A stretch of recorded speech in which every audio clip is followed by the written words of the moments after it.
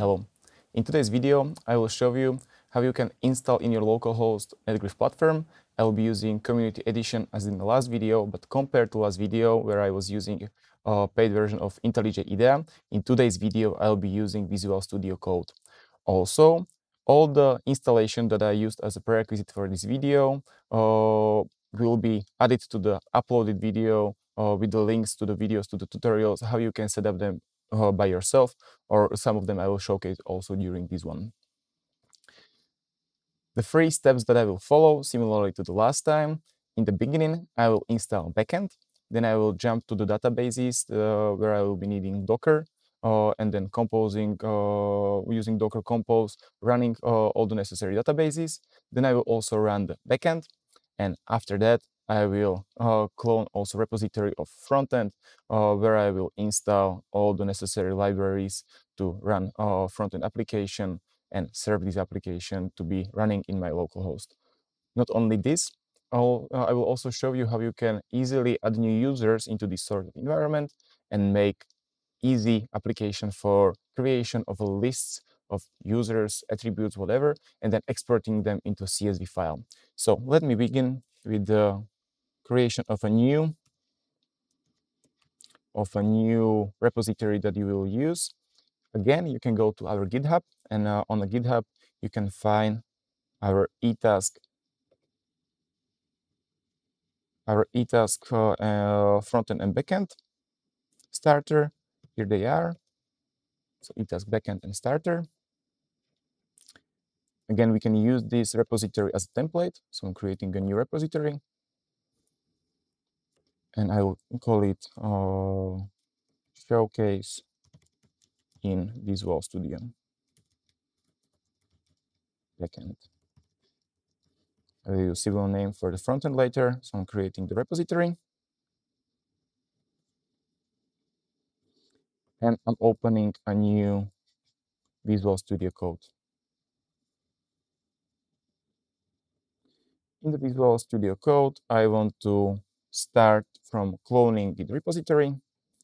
And I'm already having my account connected to the Visual Studio Code. So here I'm able to clone it right away in here. I'm using my VS Code folder to save it in there. And I'm opening it in this window. Similar setup as last time, but compared to last time, Visual Studio Code does not have embedded Maven within the application. So what I needed to do as a prerequisite for this video, I downloaded the Maven version 3.8.9, which is supporting Java 11. I can open a new terminal. And here I can show you that I do have a version of Maven 3.8.9. I'm also having Java version 11. As I'm having Maven here in the Windows installed, and I also put it as a variable to the path, I'm able to call Maven clean for this project. It's not necessary, but it is always good to clean your target. And after this, I can do Maven install, which will take all the dependencies that we have for this project and install them within the environment, so we can later call Java jar to run the Java application that we built here. So we just need to wait a couple of seconds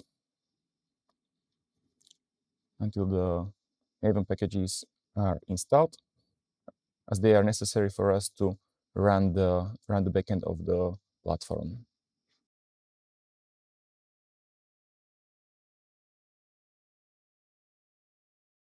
Once the Maven is installed, we are able to run Java jar, but before that, we need to run the databases. So I will open my Docker within this PC in the local environment. It's up and running here. And again, I can go to Docker Compose file. And as I'm having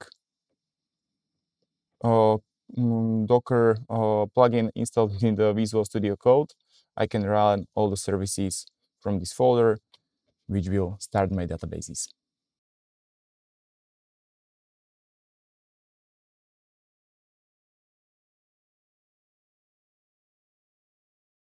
So once the databases are up and running, we are able to continue back to the backend, where we are able to run Java jar target file. As you can see here in target, we are having app jar file. So for this case, we will be running application not from the main class, but from the jar file. And application initialization is started. After the backend of the application will be up and running, we are able to continue to the front end, where we'll again use the template repository.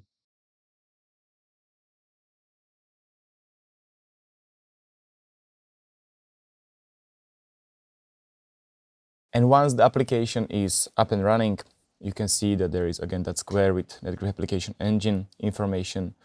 We can go back to the GitHub, and here, as I already opened Etask Frontend starter application, I can use it as a template, create a new repo. I will just copy my name from the backend showcase in Visual Studio, and I will paste it here, but I will call it frontend instead of backend, which is available. And now I can create a repository.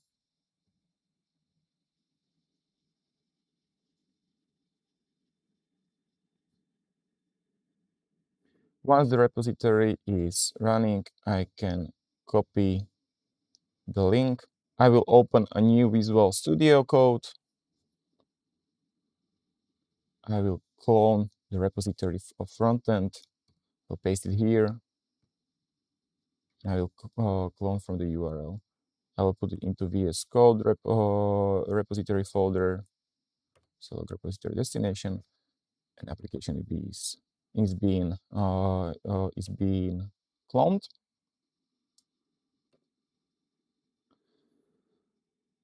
What I have in the background, again, here I'm having no built-in Angular CLI or NPM or Node.js, but as a prerequisite for this video, I already installed Node with NPM. I can show you what are the versions of my Node and NPM. So for Node, I do have a version of 18.20.8, and for the NPM, I'm having version 10.8.2.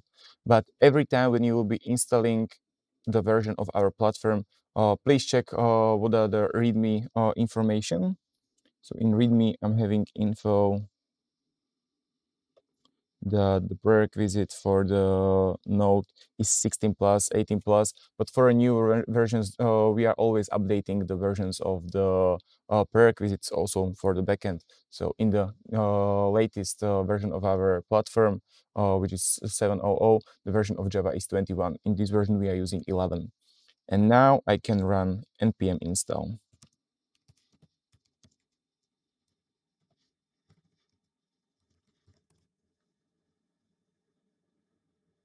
And again, we need to wait a couple of seconds until all the necessary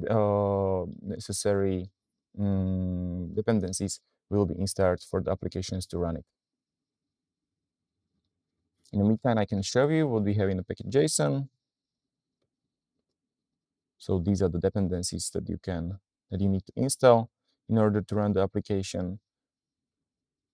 And also we are having our JSON file, which is like the basic configuration for the front end of the application.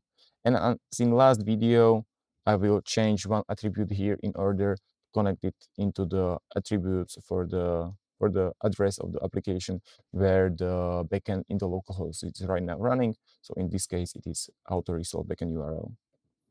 But let's head back and wait until the necessary dependencies are installed.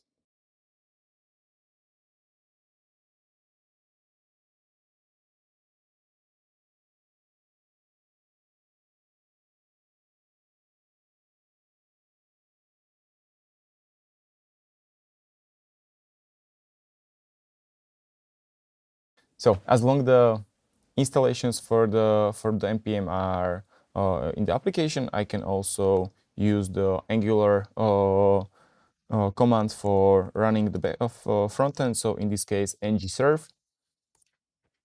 And as you can see, locally the PowerShell ngserve is not allowed, as the PowerShell is not allowing this sort of command. You need to use this set execution policy for this process to a different setup. I will put this command into the description of video. And once I have bypassed that, now I can run ngserve, and the front end of the application is started to run. And we just need to wait again a couple of the seconds for the application to be up running.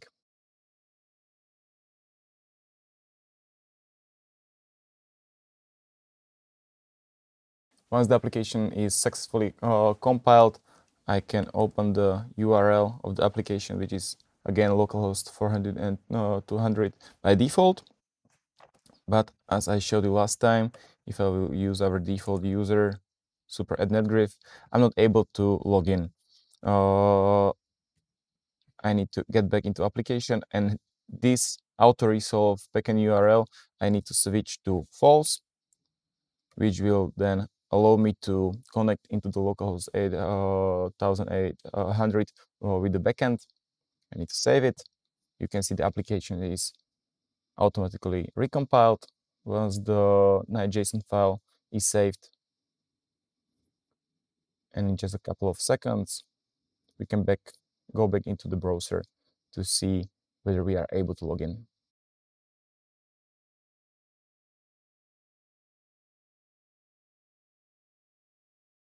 Application is again successfully compiled. And now if I will use the super at netgrif.com user, I have successfully logged into the application.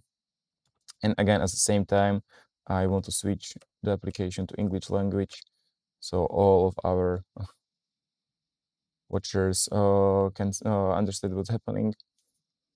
And this is the way I was able to install and run the application also using free Visual Studio Code. And in the next part, I will show you how easily you can put there a new user, either when the application is starting to run. And also, I will show you how you can create a new user on the fly. So I'll make a simple process-based application that will be calling our user service that is setting up a new user for the application. And not only that, I will make a simple application that is creating new elements in a list. And from that, we will generate a CSV. So let's start with making a new user from the starting of the application when the Java is started. So I will go into a backend of the application. In the source main Groovy file folder, we are having a startup and Etask action delegate. In Etask action delegate, you can put new functions that you can call from the actions that we are having in our low-code applications. But on startup, as we are having here Etask runner, which is fired when the application is started on command. So, sorry, Etask runner controller. And you can see here all the runners that are being started. So all the databases, URI runner, filter runner, etc., etc. And here I'm having a custom runners that I'm running directly from the from this application that we have here. So in the net runner, we are having all the battery nets, all the local applications that we have in the resource file. So here in resources battery nets, I have configuration tiles that I can run in the start. But not only that, I'm having here Etask runner as well, which is this file. And in this part, I want to show you how you can create a new user, and when the application is being started, the user will be created and you can use him later in the application. So in my presentation, which will be then also put it into the description of this video. You can find this function user service save new user, which I will copy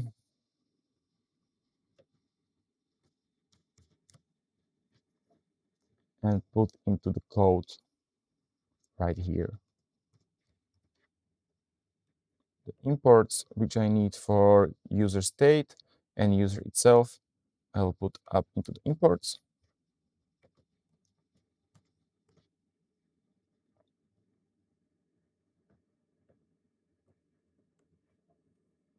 And I can see that the user will be test user with email test@netgrif.com. Password will be password. And I will also put the information that not only calling Etask runner, but I'm also like finishing Etask runner. And what I need to do now, I need to kill my Java application backend and rerun the Maven clean, do the Maven install.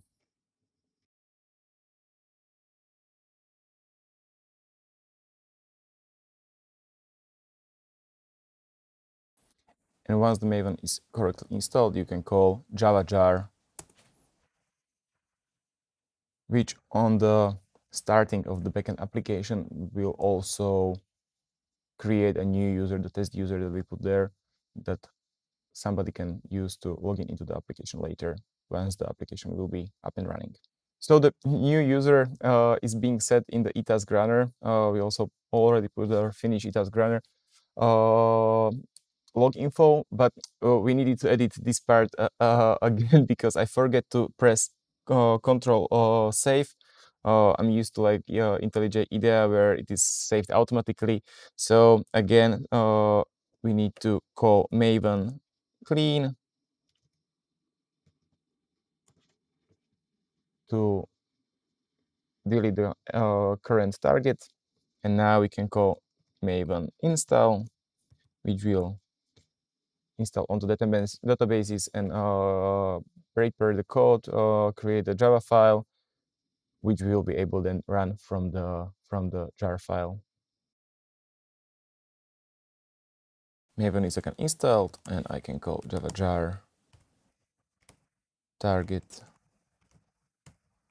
upjar. In a couple of seconds, the backend of the application will be ready also with a new user.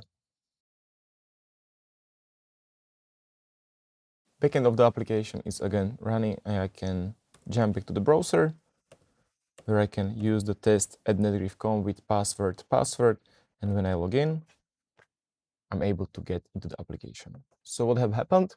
During the starting of the backend, we created a new user, and by this way, you can also make integration to your third-party user management system, use LDAP connection or whatever, and get all the users that you need during the backend starting into the application so you can work with them. Or will show you the next approach that within our portal, within Netgrif platform, using local application, you can create new users. How? For that, we need to use Etask runner, Etask action delegate, sorry. So in the Etask action delegate, we are having a couple of functions that are custom for this application, but I will go to the bottom, and the same what I had in the Etask runner, this user save is save new, I will copy. I will create a new function, definition, new user, creation, put all of this here. And what I need here is definition, name, definition, surname, email, and we can set password to be always password for this development purposes, and we can leave the state and authorities the same way, but we also need other two imports, user and user state. So I'll put them up here. And I can see that I'm already having there. And the reason is that I'm already having this function in here, which is create new user. So I can delete this one. I will just change this to English translation. User with same name was already created. Okay. Here I'm also having a password, and we can use copy this one.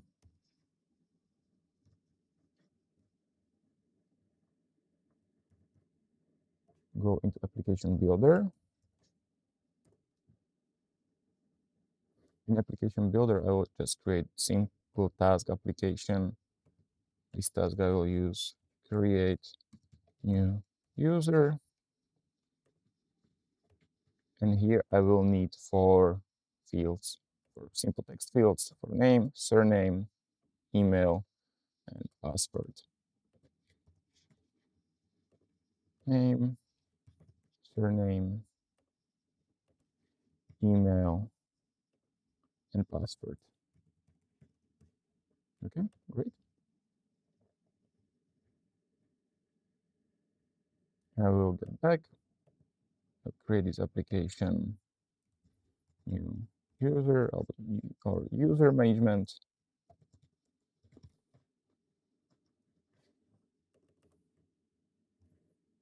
New user.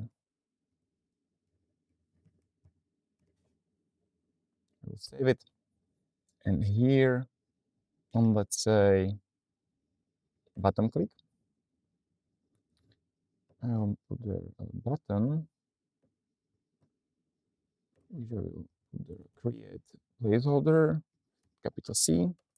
And when a user will click, so on edit actions, here on button, and somebody will click the button, for example, in preface, I will put there a create new user function. And here I will change string name with data field value. I will copy that stuff for all the 4 others. So string name, email, and password. What can be helpful while I'm creating this function is to rename also the data fields IDs. So for text 0, I will have name, ID, surname ID, ID for email, ID for password will be password. Great. And I can head back to the function that I was making. So edit actions on button set in preface. I will create new user from name, surname, email, and password.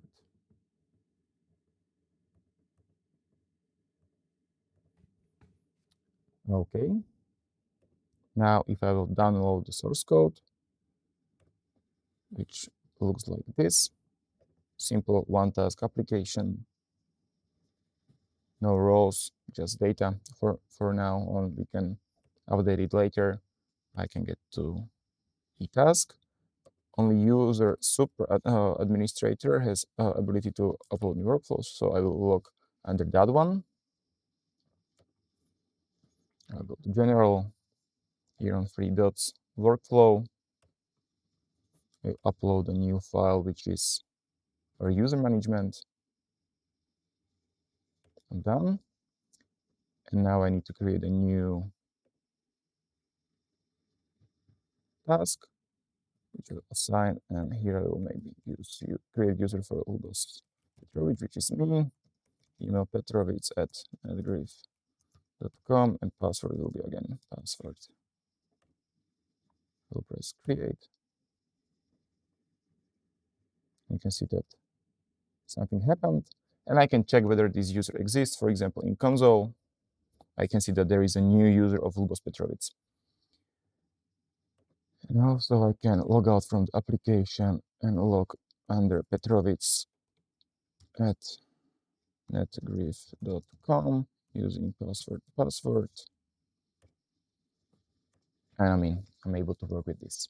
Now, when I have all the users that I wanted, that I need for the rest of the application, I will continue with creating a list of elements. So I will make one process that will be like element or users, let's say, some name, surname, and email of somebody. And then I will make another process where on the press of the button, I will be creating new cases of users of elements in the background, and I will putting them into the task graph.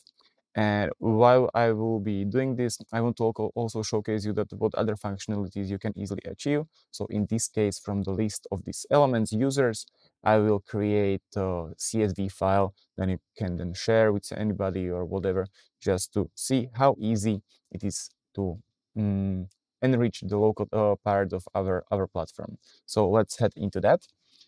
Now I will open another application builder, or I can start from this one. I will create a new process that will be that element of some attributes. Here I will create a, let's say, form of this process. Nobody will be able to see it. It will be just created on the background. And in that form, I will make it like 6 columns big. And the fields that I will put there will be 3 text fields. Let's call it for this purpose. Let's call it, I'll put their name, surname, MH. Great. I will rename this to be element process. It will have a title of element. And its initial will be element. I will save it. And I will save the process. As you can see, this is the source code of that file. Okay, I can close this file. Now I will make another process, which will be the list of these elements. Again, single task process application. This task I will call list of elements, let's say.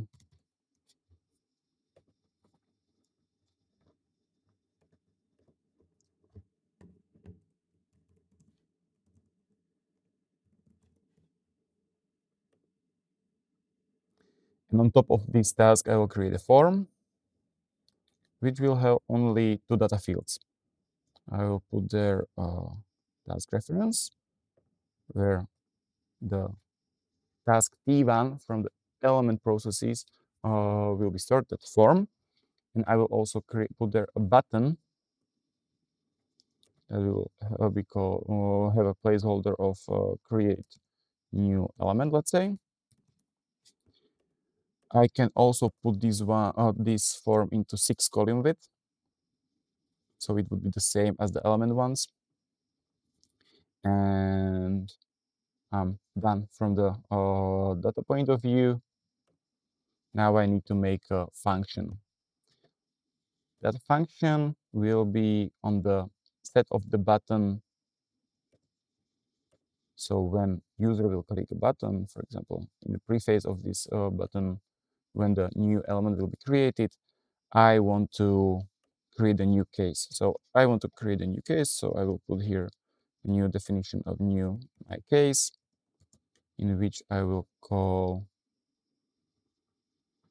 create an instance.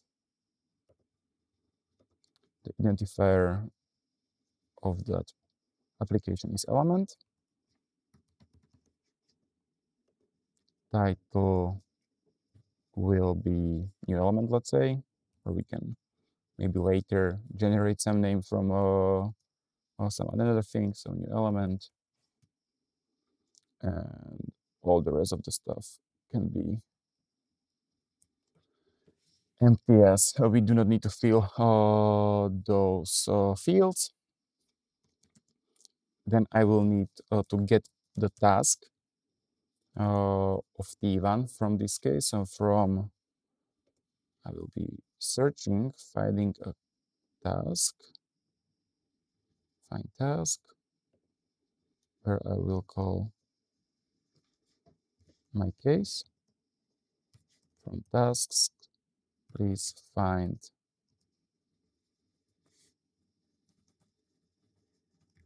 I will make a closure of from it where its transition equals T1.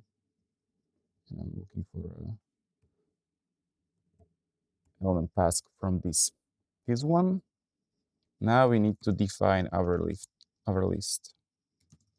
So definition list, and what we are gonna put there is a value of data field, and the data field is task reference, because in our platform, task reference value is a list of IDs of tasks. So what will we do? We will put into list my task, but not the whole object. We will put there only the string ID of this object.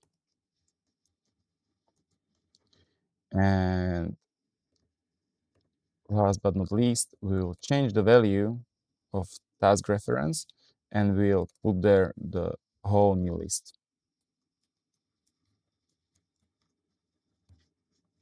Great. And by this way, we are making the interprocess communication. On one hand, by pressing the button, we are creating from one process the process of another type, in this case, element. And also we are putting the form, the main form in this case, the only single one from from the element into the list of elements. And by this way, by pressing the button, we'll be creating a new rows within our table. Okay. And I just will double check the ID. Here it is, element. Okay, I'm saving that to be sure. I'm again saving the file, and here I see that the ID is element. Okay, that matches up. And now I will rename the module to list of elements. List of elements. List of elements. Okay. I can make it like list icon. Great. Saving that, and I'm saving the source code. So here it is, list of elements, having all the data. So just do the function, etc., etc. Okay.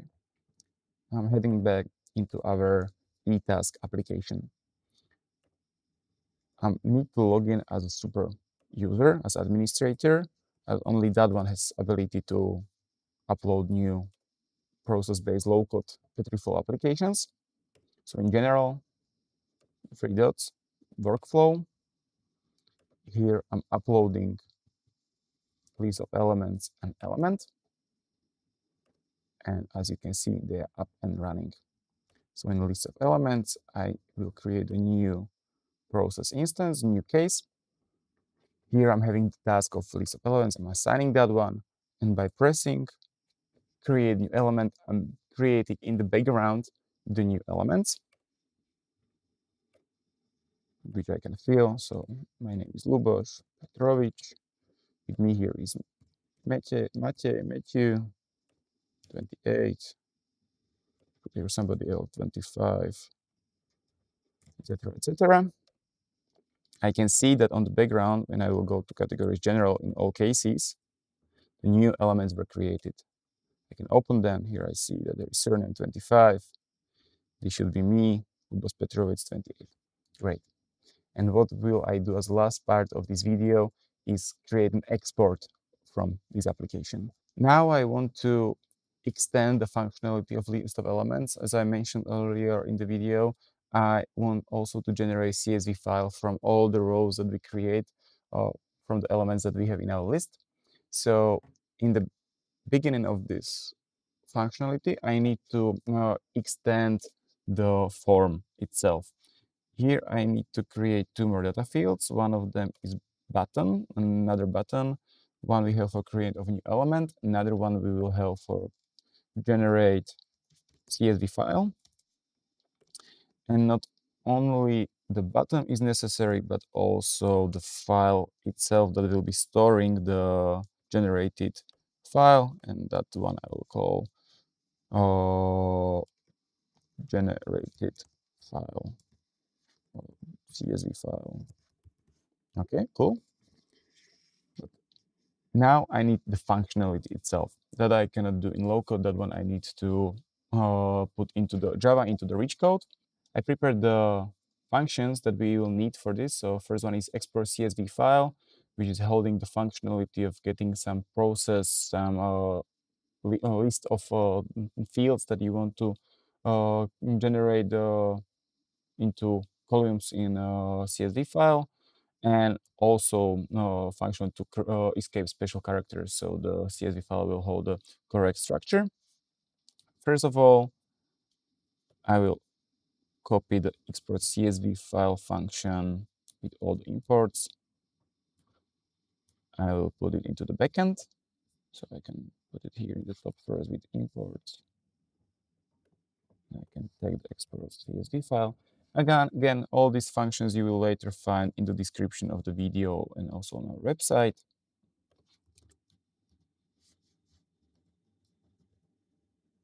Okay, here we have export of CSV, and I will copy there also this escape special characters function.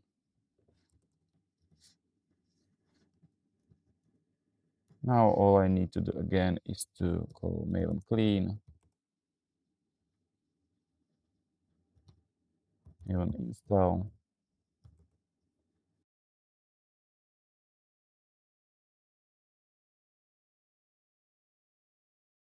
And after it's installed, I can run java jar target appjar.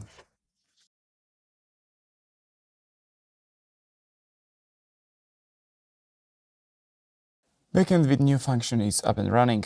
Now we can head back into our Etask Netgrif platform application, log in as a super administrator.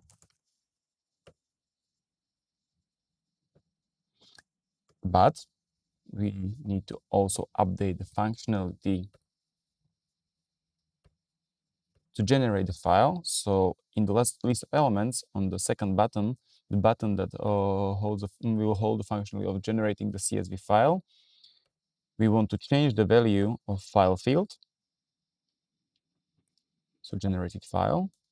And here, instead of value, we will put the whole function of export CSV file, where we will put the string ID of the net that we want to call. In our case, it is the element.